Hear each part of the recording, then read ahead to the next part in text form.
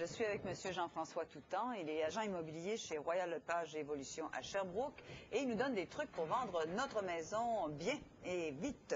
Donc, on a parlé de l'état de la propriété, l'emplacement. Il y a quand même une maison qui est sur une grande artère passante. Est-ce que ça se vend pas moins cher qu'une maison qui est sur une rue moins passante? Est-ce que c'est pas difficile à vendre? C'est pas difficile à vendre, non. Faut voir les pancartes qui poussent sur des maisons, sur des rues passantes, par exemple sur Saint-Denis ou sur Saint-Hubert à Montréal. Puis elles se vendent très rapidement. Il y a beaucoup de gens qui cherchent, puis ils sont très visibles, donc les gens, quand elle est à vendre, ils le voient rapidement.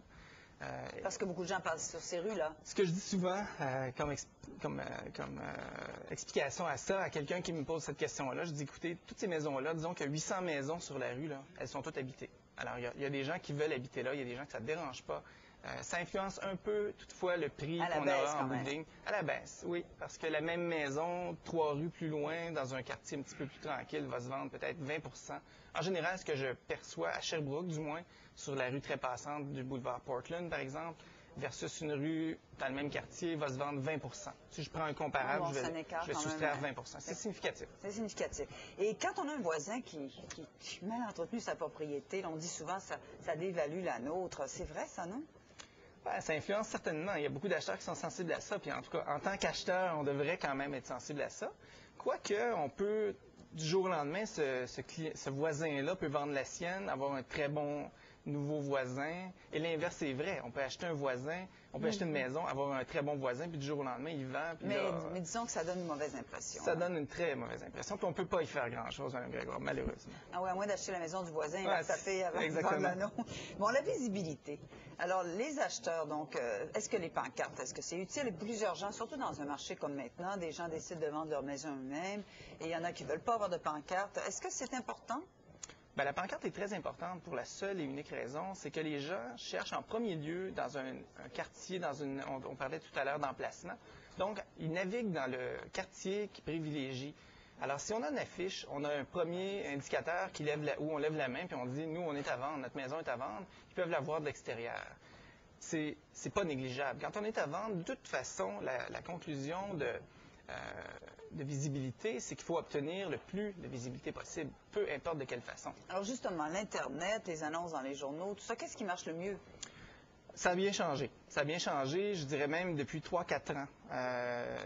Il y a une réalité, c'est que l'Internet a changé la façon dont les acheteurs visitent les maisons, magasinent les maisons.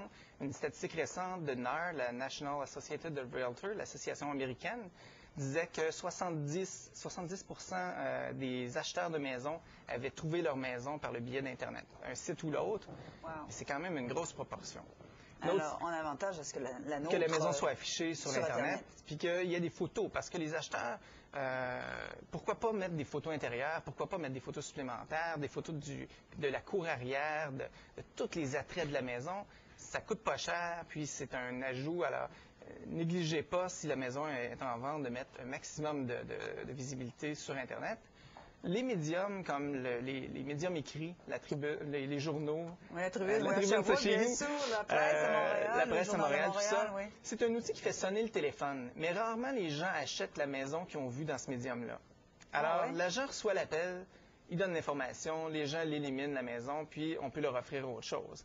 Mais il faut savoir que c'est pas l'outil ultime, c'est moins de 8 % des transactions qui se font par le biais des médiums écrits, donc les revues, le journal, tout ça.